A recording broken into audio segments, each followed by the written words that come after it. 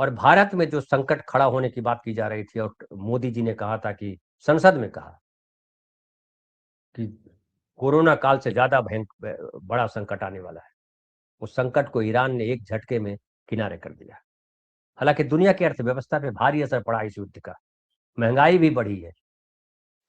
विशेषज्ञ बता रहे थे कि जो है खतरा ये हो गया है कि अगर लड़ाई शांत हो जाती है तो तेल की कीमत इतना गिर जाएगी, वो $46 के आसपास $46 प्रति बैरल के आसपास चला जाएगा और तब अर्थव्यवस्था वहाँ से गड़बड़ाएगी, क्योंकि तेल जो अर्थव्यवस्था को सँभाल के भी रखता है। और अगर युद्ध चलता रहा और 100 के पार चलता रहा, तो भी अर्थव्यवस्था गड़बड़ाएगी।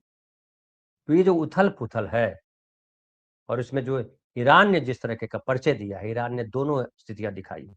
ईरान ने ये भी बताने की कोशिश की है कि हम मानवीयता के साथ हैं, मानवता के साथ हैं। ईरान ने ये भी बताने की कोशिश की है कि अगर हम पे कोई हमला करेगा तो हम उसको छोड़ेंगे नहीं, और ईरान ने ये भी बताने की कोशिश की है कि हमको मित्रता निभाने आती है।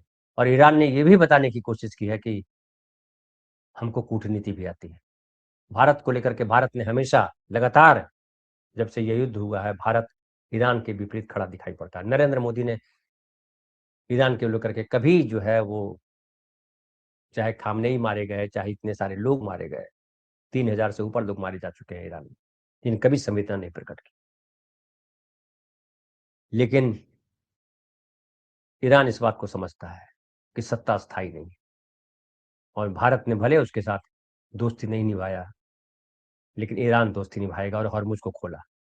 अब जब तेल और गैस और जब नॉर्मल हो जाएगा तो ज़ाहिर है ये हाहाकार नहीं मचेगा।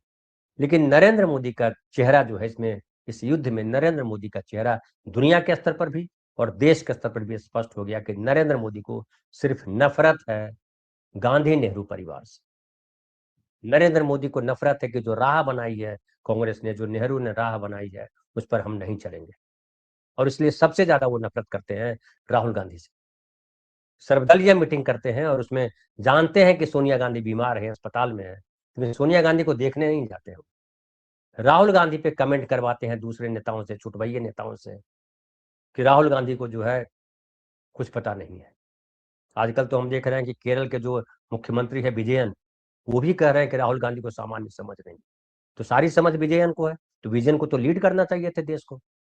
वामपंथियों में भी एक बड़ी बीमारी है कि ये वामपंथी जो है वो या तो इधर रहते हैं, वो इधर रहते हैं, और जब मेरी नहीं तो बीजेपी के साथ खड़े हो जाते हैं।